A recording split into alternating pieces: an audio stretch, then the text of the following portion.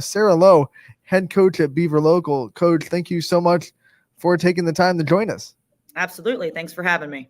You got it. And I think you win background of the year so far. I was going to say the same thing there. I feel like we're having a legit press conference right now. Okay. Yeah, I got to support the red and white here. Got to. Talk about, this team, so impressive last year, 22-2. And I'm sure, like every coach, you look at things in the offseason, you look at things that you can improve on. When you have a season that's as impressive as you guys have, what were some of the things that you saw that you said we can get better at this year? And what excites you about this 2021 season? Probably one of the biggest things, I know a lot of people put value on those numbers, but when we talk about success in our program, we talk about our strengths and our weaknesses and what we can do to better ourselves. And I'd say, coming off of last season, our biggest strength wasn't necessarily the 22-2. It's heading into our district semifinal match, getting 3 athletes quarantined that are all starters and being able to come out and still almost win that match, pulling up players and putting them in positions that they've never been in. I feel the depth of our program, even if we look clear back to 7th grade, is a very strong asset that we have. I feel like I always have players who are ready to step into a varsity role, and they're very dedicated and train hard. And I think going into this year, that's going to be another element that we need. We have a lot of seasoned players back, and from last year to this year, we show a lot of growth and just in terms of what they're capable to do in terms of an offense. So I think things are looking good for us. Congratulations, too, on the win against St. Clairsville. You got another big matchup coming up against those Potters of East Liverpool, and I think anybody in Beaver Local knows the rivalry stands there is not just in football, but across all sports. East Liverpool, another one of those good programs last year. Talk to me about and preview this game going into facing the Potters at East Liverpool, what you're kind of expecting from them and what you need to happen from your girls tonight. It definitely is a rivalry, but it's also a battle amongst friends.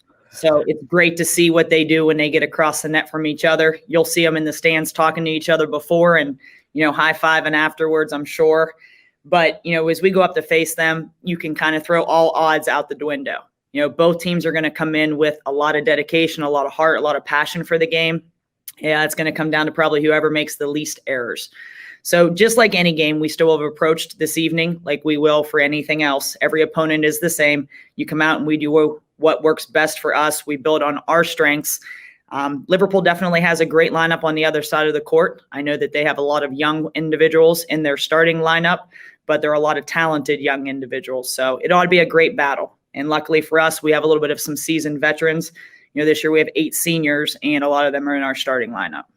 Yeah, I want to give you the chance to just talk about the seniors, talk about what a privilege it is to have such a big senior group and what an advantage it is to have that much leadership on your team.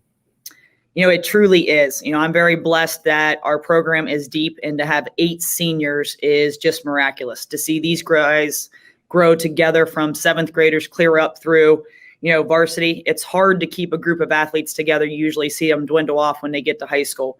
But this isn't just a group of, friends that have stuck it out together. They're dedicated. They truly love volleyball. They'll get together. They'll watch games. During the NCAA tournament last year, this was a group of seniors who would get together for lunch every day and, watch the games on YouTube that were being broadcasted. And they're also some of the biggest leaders within our school district. So not only can we find them leading on a volleyball court, but we can see them running our community events. And like today, we're passing out iPads to start the school year. And these are the young ladies who are also leading all of those things as well. So definitely a great group, not just athletically, but also in character and leadership. Absolutely. I think anytime you have 8 seniors on a squad, you're set up pretty well for success. But I think as well as every other coach, the seniors help make a great team for a year, but it's the younger players that help build a great program. Highlight some younger players that we may not be seeing this year a whole lot, but you expect us to be saying their name a lot more in the future. Well, that's what we have, 34 individuals in our high school program, which seems like an awful lot. I hear a lot of other teams saying that they've only got 16 in their high school program right now. So very excited for the growth that we have coming up. We have a handful of juniors where our program's a little bit different this year, with us being senior heavy. And it's not just about being a senior. It's about, leading athletically on the court. Whether you're a freshman or a senior, I believe you have an opportunity to play wherever your athleticism leads you. But, that does put us in a situation where on our JV squad this year, our numbers are going to be a little bit larger. But we felt it extremely important to keep each one of those athletes involved in our program because they all have a lot of great things that they can contribute. Specifically pick out one or two names, I'm not sure I can do that because I believe strongly in all 34 of those athletes that we have. And I feel at any point in time, I can count on them to step up and play in that role. Hopefully with COVID this year, we don't have to, but I believe I have them to count on. I do want to talk about Ellie Kolkowski because she tore ACL during basketball season. She's worked her way all the way back, had a very strong night on Tuesday. What's it been like seeing her come back, seeing what she's gone through physically and mentally to have that comeback and be ready for this season? She is a beyond disciplined athlete. When her injury occurred, she was definitely upset. I remember getting the phone call that night from the basketball gym. But from the moment she had that surgery, she has stuck to her plan with stretching and icing and doing everything she needs to do in the background to heal herself in a timely manner. When she first started back into our gym in early June, she was very limited in terms of her movement. Once she got her brace, she was right back in action, and we have slowly kind of placed her back into the role. She's still not even necessarily full go throughout the week, but she's playing in games, and we're going to keep her going as long as her health is good. But she's been very disciplined. What was awesome, though, is she's not somebody who would ever make the game about herself, but her first competition that she was able to play in during late summer with our team, it was just amazing to see our sidelines when she went in for those first couple plays. And when she was able to get her first hit and gain that confidence back, our sidelines exploded. I think that tells you about the family and the close knit of the program that we have here. And, everybody was supporting her that day. And I think that's just what she needed. I think she'll do great things for us this season. Yeah, there's no doubt, too. You talk about a lot. You're returning 3 of the 4 players that had 100-plus kills last season, so getting that back is going to be huge. Talk to me a little bit about what makes that so dangerous for you as a team offense and what team defense is, how that becomes a challenge game planning against you when you have multiple players that can get 100, 200-plus kills in a season rather than one that gets about 400 or 500. Well, I'm hoping we're definitely difficult to scout and kind of pinpoint where we're at. I take pride in the fact that every girl who enters onto our court has a key role. I mean, even adding in our 10-ball swings, I feel like our offensive attack is very aggressive, very strong. One thing that we try to instruct is it's not just about the power, it's also about the placement. And, our hitters definitely don't score the points they do without our pass and our set. So I feel like our entire offensive attack starts from that back line to that setter to that hitter finishing. We have a lot of weapons, and I feel like throughout the season, you're going to see some of those weapons change in and out based on our opponents. And I feel like our depth chart is good, and that's going to help us to be successful as well.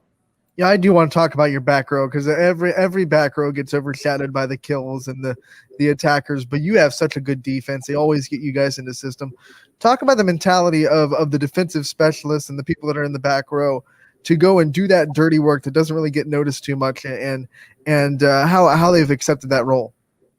Our back row is led by some of our most athletic individuals on our team. Our defensive specialist starting off this year is one that qualified for the state tournament. So I think in track, and I think that tells you just how fast she can move and what her speed is like. She's going to do great things for us in reading the ball.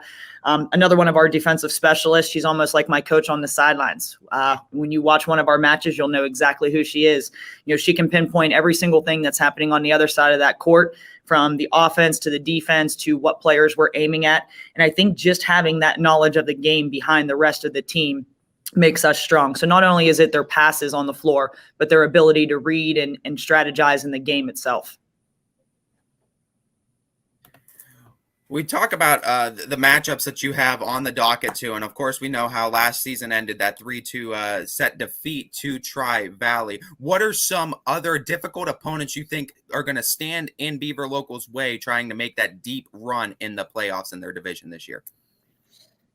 Kind of like I mentioned before with Liverpool, I want to approach every opponent as the same. I know we have the ability this year to play a little bit further down in our district and see some of the teams that we will see postseason that we typically don't. For example, we're going to head down to Claymont here in a couple weeks. I don't necessarily feel like they're an opponent that we're fearful of. We want to attack every opponent the same, but it'll be good for us to get down there and play them to kind of see what's going on the other end of our district. That was our downfall with coming up against Tri-Valley last year. Unfortunately, our district and that super sectional is so vast in those 22 teams, and a lot of them are from 2 hours plus. So I feel like us getting to see more of those opponents is only going to make us stronger. In the preseason, we also saw a lot of those opponents. We made it a point to go down and make sure that we scrimmaged a lot of those guys so we would be ready come postseason. But if I had to pick out our hardest opponent overall, I'd probably say it's ourselves.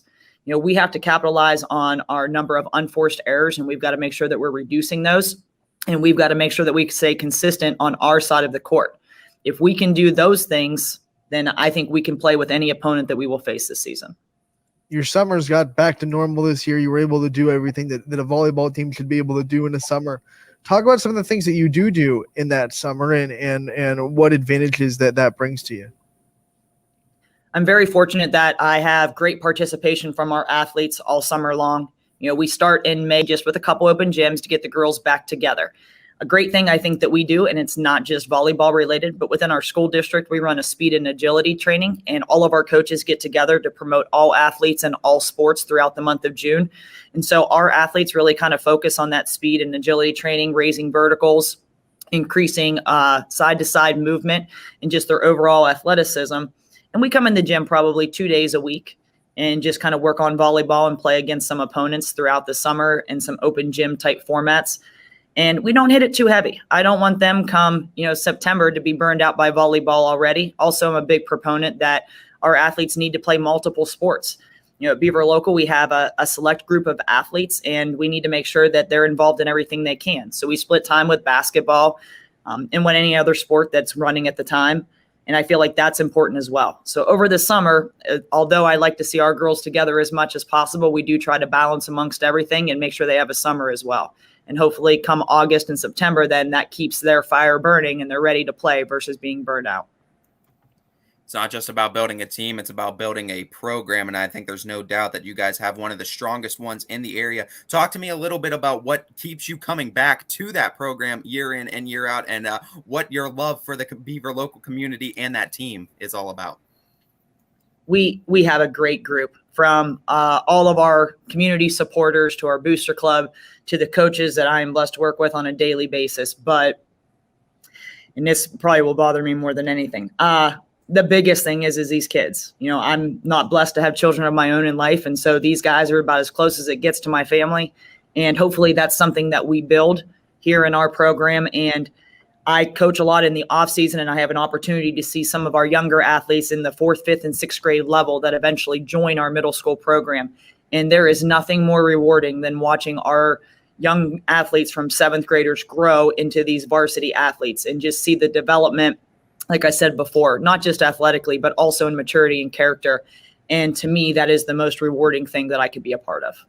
We know you can't build a great program without great coaches. Talk about your whole program staff, from the middle school coaches to your assistants, and what they bring to the program. This year, we actually have some new coaches joining us in the program. Seems like every year we have some new babies being born and some people stepping away. But I'm very fortunate that at our middle school level, I have Amanda Wyan, who has been coaching with me now for years. She also coaches with me in the off season. She's a very strong support system at the middle school. And most importantly, more than anything, she supports our program motto, and she makes sure that all those athletes at the middle school level are playing with their heart and their desire, and our 212 motto that we have. Along with her, we have Taylor Ward joining us this year. She is a great positive influence to that middle school program, already jumping in, even though it's her first year coaching. So very excited about that. At the high school level, I am extremely excited to have a couple new additions there as well. I have Carmen Pugliano, who she was actually one of the best defensive players I've had the opportunity to coach. She sees the floor like nobody else. So to have her on my sidelines is a great asset in terms of seeing what's going on both our side and the other side. I have Erin Williams, who has joined us this year, and she brings a lot of positivity in terms of our offensive attack and our hitting specialists. Then I have Andrew Guerin, who is joining us as a volunteer this season. He is somebody who is great at picking apart the opposite side of the court And I'd be remiss if, last but not least, I didn't say my assistant, who has been with me for years now, and that's Sarah Mccomas. And she's kind of our setter specialist. She works a little bit with everybody, but each one of us together take a specialized area, and then we put it together to put our whole program on the floor. So I am just very fortunate to have a defensive specialist, a hitting specialist, a setter specialist, and hopefully that plays a role when our kids get on the floor and we'll be productive. I think there's no doubt the volleyball IQ that both you and your team possess is unmatched by many teams in the area. My final question, though, for you, Coach, you talk about the great relationship that you have with all your girls, and I think that's truly special and that's truly important going forward. What is something outside of the realm of volleyball that you try to keep with your girls or hope that they take away from this sport for life lessons going forward? To never settle for anything less than your best. Not let somebody ever tell you that you can't do something, that you always got to work hard and put forth best effort. I try to model what it is that I preach. One of our things is the 212th degree, and that is never settling for average, not doing what it is that everybody else does, because at 211 degrees, there's nothing special that happens. But at that 212th degree, that's when water boils, and that powers locomotives with the steam that it produces. So it's always going above and beyond to do that something extra, not just on the court, but in life. So it's something that can be taken to school. It can be taken into your family life. And hopefully that is something that when everybody walks away from this program, they realize that just that one little extra degree, how much of a great difference in exponential results it can create. So before we let you go, the viewers have exploded for this interview. A Beaver Local Nation obviously loves their volleyball. Talk about the community support that you get, how much that means to your program. You know, when you see the fans in the stands and we try to wear our team colors to support the girls each night, you know, that fires up our athletes just to see that support. And, you know, having the other athletes joining in and cheering on in those student sections, that's beyond measurable. And it's great to see, you know, even just on social media, some of the people who may not be able to get to our games supporting our girls and wishing them good luck. Those may be things that those individuals don't realize, but they do mean a lot to our girls, and they look forward to, you know, hearing the good lucks and whatnot. So we greatly appreciate everybody who supports us. All right, Coach, thank you so much for joining us today. We look forward to covering you as the season goes on, and we look forward to talking to you again real soon. All right. Thank you for having me.